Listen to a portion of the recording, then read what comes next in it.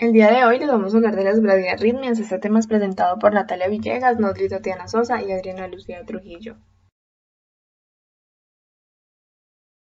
Hablamos de bradicardia sinusal cuando la frecuencia es menor de 60 latidos por minuto y tenemos un ritmo de base sinusal, lo que quiere decir que tenemos unas ondas P regulares seguidas todas por complejos QRS regulares.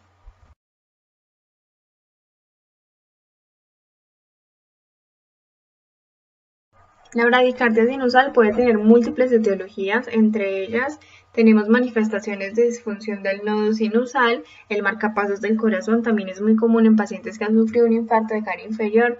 Este se suele manifestar en el trazado electrocardiográfico en las primeras 24 horas. Otra causa común de la bradicardia sinusal son los estímulos vagales, estímulos como masajes de seno carotidio o maniobras de Valsalva nos pueden generar esta bradicardia. En las etiologías también podemos encontrar cómo los síndromes coronarios agudos nos pueden afectar directamente la circulación del nodo sinusal y es cuando vemos afectación sobre la arteria coronaria derecha principalmente. También se puede dar por efectos farmacológicos, efectos adversos de fármacos digitálicos, beta bloqueadores, calcio antagonista, entre otros. Las enfermedades metabólicas como el hipotiroidismo nos pueden generar signos de bajo gasto cardíaco y nos pueden generar una bradicardia sinusal, pero es importante y se debe tener en cuenta en el momento de evaluar y realizar la historia clínica del paciente que los deportistas de alto rendimiento suelen tener una bradicardia que es totalmente normal en su fisiología. Ya lo que nos corresponde como son los criterios electrocardiográficos, encontramos que en un paciente con bradicardia sinusal, pues lo principal va a ser la disminución en la frecuencia cardíaca inferior a 60 latidos por minuto, que ese es un patrón sinusal, un patrón regular, que su PR va de 0,12 a 0,20 segundos aproximadamente y que sus ondas P y complejos QRS, como lo habíamos mencionado, son de tamaño y morfología completamente normales. Todas las ondas P seguidas de sus complejos QRS y que estos complejos QRS son normalmente estrechos, menos de 0,12 segundos. En esta diapositiva tenemos unos ejemplos de unos trazados electrocardiográficos con bradicardia sinusal en sus correspondientes derivadas que nos interesa observar. Podemos ver que acá se encuentran los complejos QRS, todos precedidos por su correspondiente onda P y que tienen unas morfologías normales. Estos son unos ejemplos típicos que vamos a encontrar en pacientes con bradicardia sinusal. En las manifestaciones clínicas de la bradicardia sinusal, pues encontramos que esta normalmente, lo más común es que sea asintomática, pero en algunos pacientes se puede producir mareos, presíncopes o síncopes. Un signo de alarma y algo que es relevante en estos pacientes es su escasa respuesta a la actividad física, ya que hay aparición de fatiga o disnea constantemente que les impide incluso realizar dicha actividad.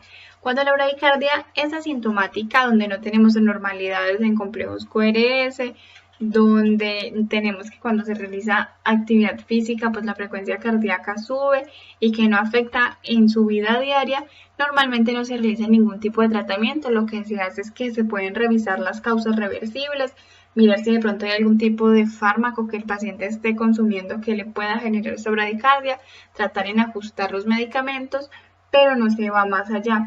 Cuando hablamos de un tratamiento como tal, debemos hablar ya de una bradicardia sintomática. Cuando nosotros encontramos una asociación causal entre la disminución de la frecuencia cardíaca y síntomas como lipotimia, síncopes, estados confusionales, mareos, que normalmente se deben a la disminución del flujo sanguíneo cerebral, podemos pensar en una bradicardia sintomática, pero descartamos la asociación causal cuando los síntomas se presentan en ausencia de bradicardia. Ahí ya no estaríamos hablando de una bradicardia sintomática porque no tenemos dicha asociación. Este esquema nos permite visualizar de forma muy sencilla y nos guía de cómo es el manejo que tiene un paciente o que se le debe hacer a un paciente con bradicardia dependiendo de la sintomatología que esté presente. Entonces, si nuestro paciente llega con síntomas que no son específicos, no sabemos cuál es la causa de la bradicardia, pero encontramos signos de bradicardia en el examen físico que le realizamos o ya sabemos de base que él tiene una bradicardia, debemos empezar un tratamiento, aunque no debe ser inmediato porque no es un manejo agudo, se debe iniciar el tratamiento, se deben considerar otras pruebas diagnósticas, se le debe realizar un electrocardiograma, si es posible y las condiciones del paciente lo permiten, podemos hacer una prueba de tolerancia al ejercicio y debemos buscar causas muy comunes como puede ser un hipotiroidismo. En caso ya de que estemos hablando de un paciente que llega hemodinámicamente inestable, lo que hacemos es, esto ya corresponde a un manejo agudo, lo que vamos a hacer es poner atropina intravenosa 0.5 miligramos. Esto lo repetimos entre 3 y 5 minutos para aplicar un máximo de 3 miligramos. Cuando hacemos esto, esperamos que el paciente evolucione. Si encontramos que no hay ninguna mejoría, ninguna evolución en las condiciones del paciente, debo colocar un marcapasos temporal. Si este paciente mejoró con la atropina, lo empiezo a monitorear, ya miro si los signos y síntomas que presentó de pronto pueden corresponder a un infarto de miocardio, como ya habíamos visto anteriormente en las etiologías. El infarto de miocardio de cara inferior me puede generar una bradicardia en las primeras 24 horas. Si este es el caso, pues ya pasamos a dar el tratamiento acorde al infarto de miocardio. Si no lo es, debo buscar otras posibles causas metabólicas, causas infecciosas, medicamentosos, en fin, debo buscar. Si yo encuentro su posible etiología, pues debo tratarla acorde. Si es un hipotiroidismo, debo regular su hipotiroidismo. Si es una infección, debo dar su tratamiento antibiótico correspondiente. Cuando voy a revisar la evolución del paciente, si este no mejoró, debo pensar en qué está tomando el paciente, qué medicación tiene el paciente, qué comorbilidades encontramos. Si vemos que esta no es la causa y que el paciente sigue con esa bradicardia, sigue manifestando una inestabilidad hemodinámica, se ve en la obligación de colocar un marcapasos permanente. Pero en caso de que encontremos que la causa de la bradicardia es un medicamento, debemos analizar, bueno, qué tan necesario y qué tan mandatorio es que este paciente siga tomando esta medicación. Si es mandatorio, o sea, si no le podemos retirar el medicamento, igual ponemos un marcapasos permanente, pero si no lo es, puedo retirar el medicamento. Cuando retiro el medicamento, pues debo ver la evolución, si los síntomas mejoraron. Si estos síntomas mejoraron, ya pasamos a hacerle al seguimiento de su tratamiento, un tratamiento ambulatorio. Vamos a monitorear al paciente y vamos a evaluar que este paciente no tenga un posible síndrome del seno enfermo. Ya evaluado esto, pues se continúa el paciente con sus controles en su tratamiento. Esto sería como un esquema del manejo que le damos al paciente con bradicardia. Ya vimos que el manejo en sí cambia dependiendo de las condiciones del paciente.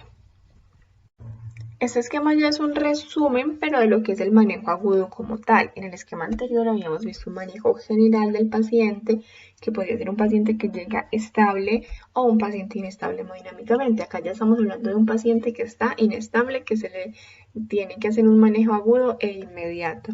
Entonces, cuando el paciente llega con esta bradicardia, lo primero es hacer la evaluación primaria de la vía aérea, vía respiratoria, se cerciora de cómo está hemodinámicamente, de su deterioro, si hay algún tipo de deterioro cognitivo, que hemos visto que se pueden dar síndromes confusionales en una bradicardia, en caso de que pues, sea pertinente, si hay alguna exposición al ambiente.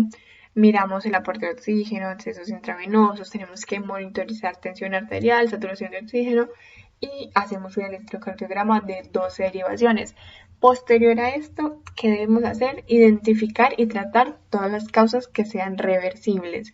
Cuando yo hago esto, veo, bueno, qué signos adversos tiene mi paciente. Tiene shock, tienes un síncope, presenta un síncope, una isquemia, una insuficiencia cardíaca. Si no tiene ninguno de los anteriores, reviso el riesgo de asistolia. De pronto se tiene una asistolia reciente, los bloqueos atrioventriculares pueden generar bradicardia, entonces pues reviso que no haya presencia de uno de estos, si de pronto ha tenido alguna pausas menores de 3 segundos. Si no ha tenido nada de lo anterior, ya el paciente queda en observación. Si yo reviso los signos adversos de shock, síncope, isquemia, insuficiencia cardíaca y si los presenta, debo dar la atropina. Se administra atropina intravenosa, 500 microgramos. Ya sabemos que la atropina es el medicamento de elección para estos pacientes, pero se puede dar un máximo de 3 miligramos. Si vemos la respuesta y la respuesta es positivo, analizo el riesgo de asistolia. Si el riesgo de asistolia está presente, debo preparar lo que es el marcapasos transcutáneo. Posterior al marcapasos transcutáneo se suministra nuevamente atropina o adrenalina o dopamina, dependiendo la disponibilidad, se puede administrar una de estas y ya se debe preparar al paciente y se debe derivar de urgencia para un marcapasos transvenoso. Bueno, el bloqueo auriculoventricular es una alteración de la conducción a nivel del nodo triventricular en el que los impulsos auriculares o son conducidos con retraso o no son conducidos en absoluto a los ventrículos. Es importante recordar que el suministro sanguíneo hacia el nodo triventricular proviene de las ramas de la arteria coronaria derecha. Esto debido a que está relacionado con una enfermedad que vamos a ver más adelante que provoca este tipo de bloqueos auriculoventriculares. En cuanto a nivel electrocardiográfico, la relación del complejo QRS con las ondas P van a permitir la clasificación de los bloqueos auriculoventriculares en bloqueos auriculoventriculares de primer grado, bloqueos de segundo grado o tipo MOVIX 1, bloqueos de segundo grado tipo MOVIX 2 o bloqueos auriculoventriculares de tercer grado o completo. Bueno, para el bloqueo auriculoventricular de primer grado se define como la prolongación anormal del intervalo PR mayor a 0,20 segundos, en donde la conducción en los impulsos se enlentece en el nodo atrioventricular durante un intervalo fijo, entonces es por esto que vamos a tener la prolongación del PR. A nivel electrocardiográfico, los ritmos podemos encontrarlos en bradicardia sinusal o estar en taquicardia sinusal. El patrón puede ser sinusal o regular, tanto en aurículas como en ventrículos. El PR vamos a encontrarlo prolongado, como vemos en este electro, mayor a 0,20 segundos, sin variación. Las ondas P van a estar de tamaño y formas normales y van a estar precedidas del complejo QRS. Las manifestaciones clínicas generalmente es asintomático. El origen de estos bloqueos puede ser por fármacos bloqueantes del nodo atrioventricular, como lo es el caso de los betabloqueadores, los calcioantagonistas sin dihidropiridina y la digoxina. El otro ejemplo es el reflejo vasovagal, que es cualquier condición que estimule el sistema nervioso parasimpático, o como lo es el caso del infarto agudo del miocardio. Como ya mencioné anteriormente, este afecta la circulación en el nodo atrioventricular, ya que se podría ver implicada la arteria coronaria derecha. Para el bloqueo auriculoventricular de segundo grado tipo 1, MOVIX 1, en esta vamos a encontrar que el intervalo PR va aumentando progresivamente en cada latido hasta que presente una onda P no conducida. Esto debido a que la conducción de los impulsos se va enlenteciendo de forma progresiva en el nodo atrioventricular. Provoca que se aumente ese intervalo PR de forma progresiva hasta que en un impulso sinusal queda completamente bloqueado y el complejo QRS ya no puede seguirlo. Entonces se ve como una onda P no conducida. A nivel electrocardiográfico podemos observar que la frecuencia es ligeramente más rápida. El patrón es sincronizado en los complejos auriculares, pero es irregular a nivel de los complejos ventriculares. El PR, como vemos en la imagen, tiene un alargamiento progresivo y llega a un punto en que después una onda P no va seguida del complejo QRS. Aquí donde está la flecha, esta onda P ya no va precedida del complejo QRS. Las ondas P pueden ser de tamaño y forma normales y puntualmente una onda P no va seguida de un complejo QRS, tal como vemos en este electro. Las manifestaciones clínicas, si son debidas a la bradicardia, casi siempre son asintomáticas, pero se pueden encontrar casos de dolor torácico, respiración entrecortada, nivel de conciencia reducido. De igual forma, en los signos podemos encontrar hipotensión, conmoción, congestión pulmonar, insuficiencia cardíaca congestiva y angina. Bloqueo auriculoventricular de segundo grado está asociado también a agentes bloqueadores del nodo atrioventricular, como los betabloqueantes, calcioantagonistas sin dihidropiridinas, digoxina, condiciones que estimulan el sistema nervioso parasimpático y síndrome coronario agudo con afectación de la arteria coronaria derecha. Bueno, este es el algoritmo del manejo de bradicardia en pacientes que se encuentran hemodinámicamente estable en urgencias en atención primaria. Entonces, si se tiene una frecuencia cardíaca menor a 60 latidos por minuto, hay que clasificarla si estamos en bradicardia sinusal, en ritmo nodal o en bloqueo auriculoventricular. Si estamos hablando de una bradicardia sinusal, si la persona es sintomática o no lo es. Si sí es sintomática, se hace remisión ambulatoria, consultas de cardiología. Si no es sintomática, revisar la frecuencia cardíaca. Si es menor a 40 latidos por minuto, si no es menor a 40 latidos por minuto, pues se hace seguimiento clínico por parte del médico de familia. En cuanto al ritmo nodal, lo mismo. Si no es sintomático, se hace remisión ambulatoria, consultas de cardiología. Y si sí es sintomático, entonces ahí sí se hace derivación a urgencias hospitalarias. En cuanto a los bloqueos AVE, depende de los grados. Si estamos hablando del primer grado, que es el más leve, simplemente se hace seguimiento clínico por parte del médico de familia. Si es de segundo grado, ahí sí se hace una remisión a urgencias hospitalarias en ambulancia. Y si es de tercer grado, entonces se hace remisión a urgencias hospitalarias en una ambulancia de soporte vital avanzado. El bloqueo atrioventricular de segundo grado de tipo 2 o MOVIS 2 se define como que se observan ondas P no conducidas, pero sin el alargamiento progresivo del intervalo PR. Algunas variantes de este tipo son denominados bloqueos atrioventriculares 2-1. ¿Qué quiere decir esto? Cada dos ondas auriculares, una va a ser conducida y la otra no. También puede ser de 3-1, 4-1, así sucesivamente. ¿Cuál es la fisiopatología de este bloqueo? Es que la zona donde se produce el bloqueo se sitúa casi siempre por debajo del nodo atrioventricular, o sea, infranodal, en la rama de His, que es infrecuentemente, o en las ramas de His. La conducción de los impulsos a través del nodo es normal, por lo que no se produce bloqueo de primer grado, ni la prolongación PR previa.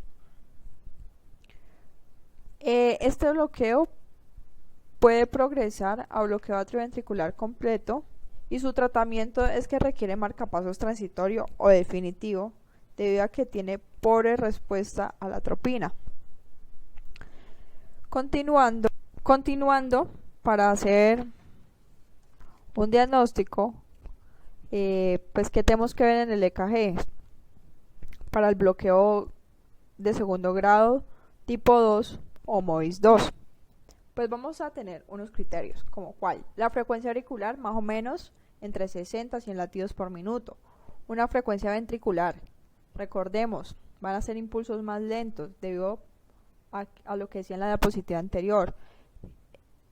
Se va a encontrar infranodal, debajo del nodo atrioventricular, afectando a las ramas de His y haciendo que, pues, que los latidos que se produzcan sean más lentos. Un PR constante ajustado, no va a haber prolongación progresiva como ocurre en el bloqueo atrioventricular de segundo grado tipo 1, MOVIS, que es la característica distintiva entre este bloqueo y el bloqueo MOVIS 1. Va a tener ondas P típicas en tamaño y en forma por definición. Algunas ondas P no van a conducir, por consiguiente no irán seguidas de un QRS. Eso lo podemos ir observando en los electrocardiogramas que se ven en las diapositivas. Complejos QRS estrechos, mayor a 0.12 segundos, implica un bloqueo elevado en relación con el nodo atrioventricular, o ancho, mayor o igual a 0.12 segundos, implica un bloqueo bajo en relación con el nodo atrioventricular. ¿Cuál es el patrón? Auricular regular, ventricular irregular, debido a que los impulsos están bloqueados. El Ventricular puede ser regular si existe un bloqueo 2-1 o 3-1 uniforme. ¿Qué vemos en la imagen A? Pues un bloqueo elevado. Hay intervalos PR, QRS regulares hasta que se produzcan 2 latidos desaparecidos.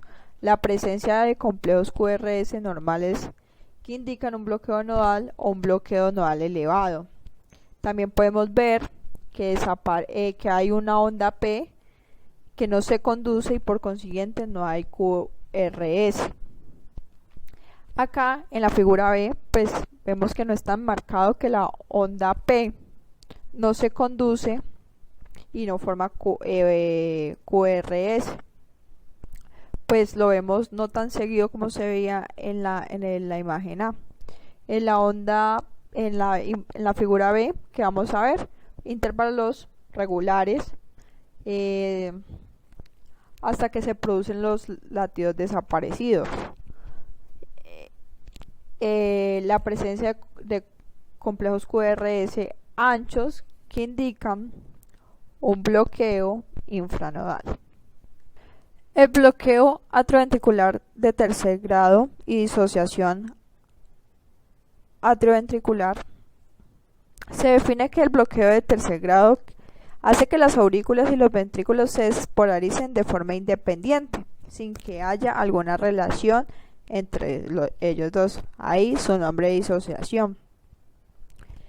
Este bloqueo, ninguna onda P es conducida al ventrículo. La frecuencia ventricular la determina el marcapaso subyacente que adquiere el mando. Se puede observar un ritmo de escape nodal si se origina en el nodo atrioventricular en una zona inferior a la localización del bloqueo o en el haz de His, presentando ambos casos QRS estrecho. Si el origen del impulso se encuentra en zonas inferiores a las de His, las dos ramas aparece un ritmo de escape con QRS ancho. Siempre se observará disociación auriculoventricular, puesto que las aurículas tendrán una frecuencia definida, la que determina el nodo sinusal, y los ventrículos presentarán una frecuencia que determina el ritmo de escape ventricular, que suele ser aproximadamente entre 30 y 35. La fisiopatología de este bloqueo se da por lesiones o daños en el sistema de conducción cardíaco que impide que los impulsos entre las aurículas y los ventrículos esté completo y pueda producirse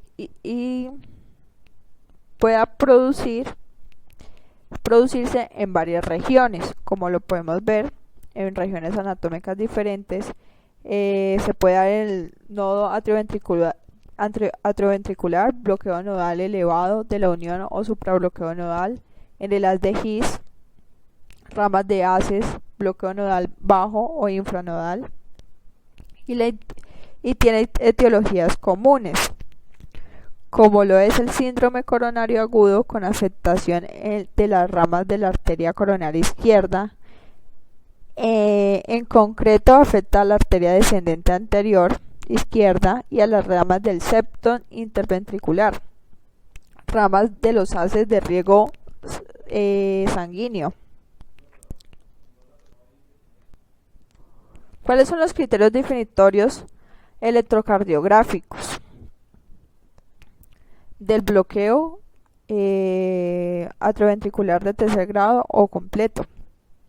Pues voy a tener una frecuencia auricular por lo general de 60 a 100 latidos por minuto, impulsos totalmente independientes, disociados con respecto a la frecuencia ventricular más lenta. Una frecuencia ventricular que depende de la frecuencia de los latidos de escape ventricular que surgen a la frecuencia del escape ventricular es más lenta que la frecuencia auricular igual al bloqueo atrioventricular del tercer grado, una frecuencia de 20 a 40 latidos por minuto, o la frecuencia del escape ventricular es más rápida que la frecuencia auricular igual disociación, una frecuencia igual de 40 a 50 latidos por minuto. ¿Cuál es el PR? Por definición, no existe relación entre onda P, la onda R o ondas P. ¿Cuál es el patrón? Tanto el ritmo auricular como el ventricular son regulares pero independientes, o sea, están disociados. En el bloqueo de tercer grado, las ondas P van a ser regulares a 50 o 55 latidos por minuto, y ya vendrían los latidos de escape ventriculares regulares de 35 a 40 latidos por minuto, sin relación entre los latidos P y los latidos de escape. O sea, si vemos, ni siquiera se alcanza a formar un complejo QRS, y pues no tienen ninguna relación entre sí en este electrocardiograma. Ya pasando, vamos a hablar de marcapasos transcutáneo. ¿Qué es? Es un dispositivo que libera un impulso eléctrico de manera repetitiva desde un generador externo ubicado en el desfibrilador a través de electrodos colocados en la piel que atraviesen los tejidos hasta llegar al corazón con el fin de lograr la despolarización eléctrica del miocardio subsiguiente a la contracción.